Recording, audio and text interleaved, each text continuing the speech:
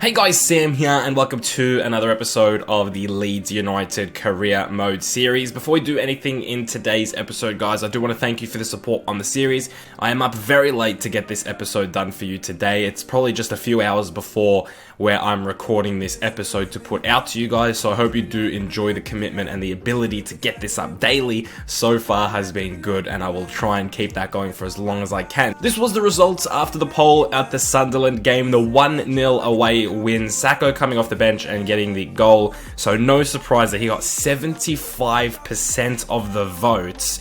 Absolutely no surprise at all. He wasn't named the actual man of the match, but you guys definitely did give him those extra 2 points.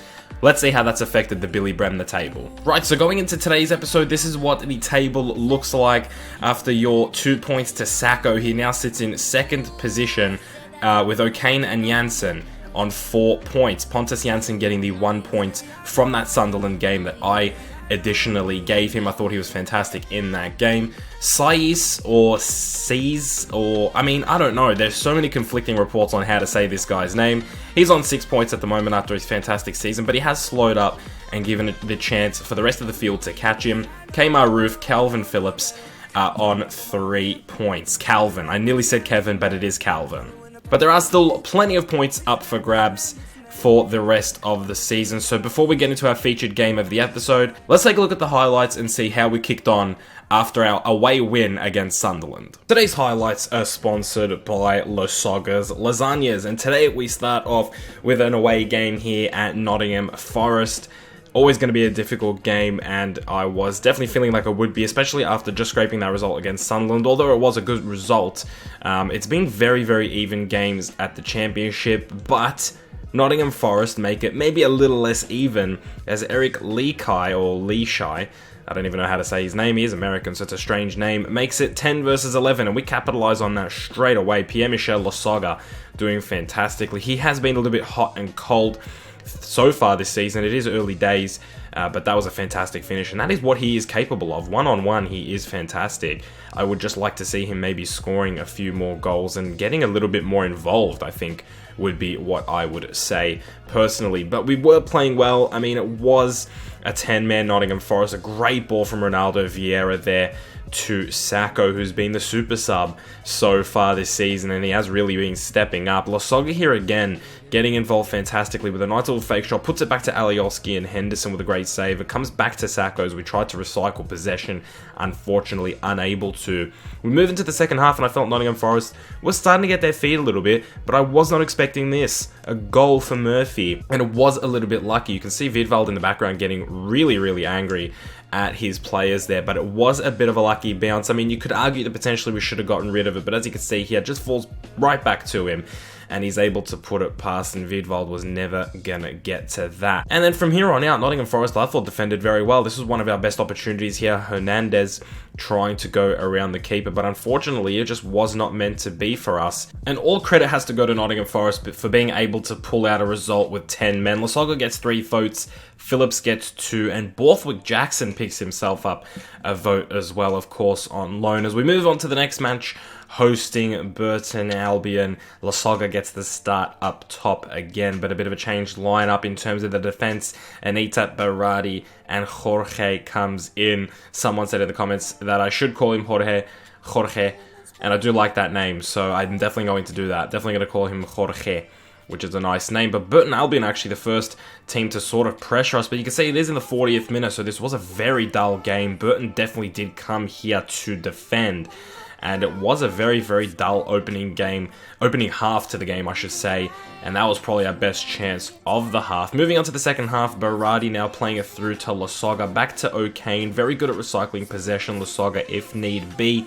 He eventually gets it through to Alioski. It's very, very messy, and the players just get their bodies on the line. But guys, that is it. That's really all that happened. Yes, 11 shots, 8 on target, but really low quality shots. And as you can see by the player ratings, no one played particularly well. O'Kane grabs 3 points, Phillips grabs 2 points, and Alioski picks up 1 as we continue at home Another home game now against Birmingham City, and again, a different looking team. Coop comes in, Chaplin comes in, Woodburn comes in, Sacco comes in, Klitsch comes in, so a lot of different players coming in for this game here, and can we change our ways? 2 draws back to back, in desperate need of 3 points here, has to be said, and early on, giving the ball away cheapishly, and Nsu there could have punished us as he rattled the upright. Kmar Roof from outside the box. He's been okay with these ranged shots. He's probably one of our best range shooters, along with maybe Alioski here. Fantastic play between Woodburn and Chaplin. That's exactly what we needed. We needed a goal.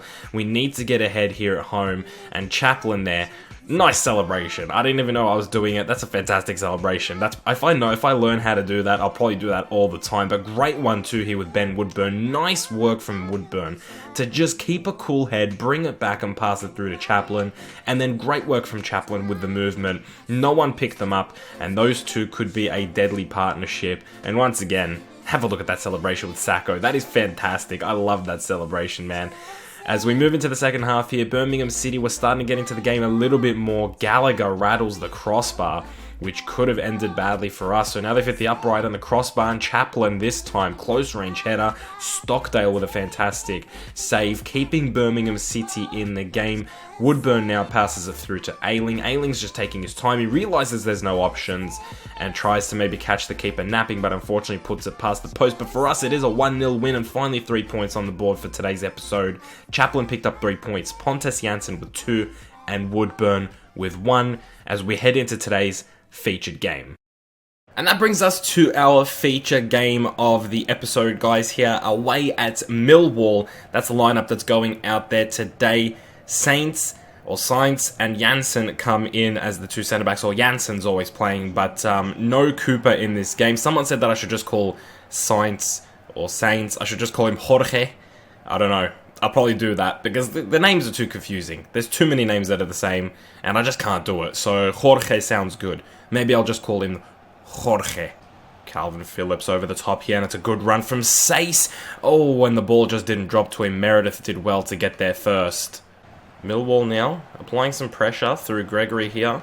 Plays it through to Williams, back to Gregory with a bit of room if he wanted to go for a long shot. He tried curling that in with his left, and it wasn't the worst effort, but I think just a powerful shot from there could have maybe beaten Wiedwald there. Through to Ayling. Ayling finds the room for Alioski. Alioski on his left, his preferred foot. He doesn't shoot. Instead, he sees LASOGGA, who was trying to play one more time.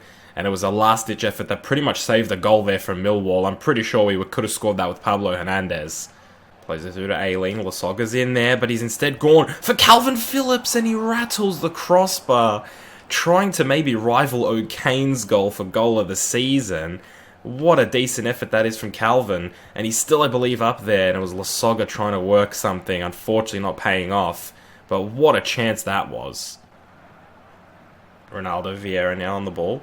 Good little run from him. He doesn't usually get too many runs. LASOGGA now just trying to play it nice and easy, trying to retain possession as Berardi just tries going all the way. He's going to whip that in and wins the corner. Berardi is very good at those overlapping runs, and he loves just putting a cross in. So maybe this corner could help. We've got a lot of tall players, so look how close that was. It wasn't actually the crossbar, the upright from Phillips there. So close. Got a lot of tall players here. We've had 61% possession. I'd like to see some reward there. Pontus Janssen is at the far post. He did header it back in. Unfortunately, no one was there. He goes out wide to Ayling, who whips it in. Unfortunately, that is no good, but LASOGGA gets it down to Hernandez on his left, and he forces the save from Archer. Ayling with the second effort. Unfortunately, the Millwall players just throwing themselves at the ball. It's now Ronaldo Vieira trying to work something. He's going to chip it over. No one is there. And the chance goes begging once again. Ayling through to Alioski. Alioski finds LASOGGA. LASOGGA through to Seiss. No real options. Puts it on his right foot and goes for the long shot. Forces Archer to make the save. Onto his left. If he can get around the defender, he can. He's going to try and put it back near post. Straight at Archer, though, and another good save from the goalkeeper. Alioski.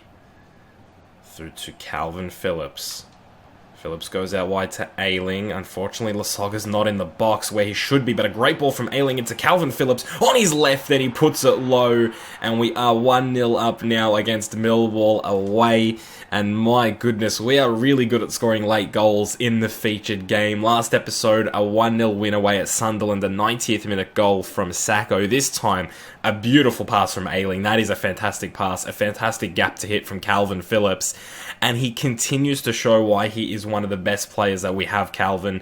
His overall doesn't say it, but man, he really does well. Controls the midfield and gets up more than I thought he would. He just bombs forward more than I thought he would.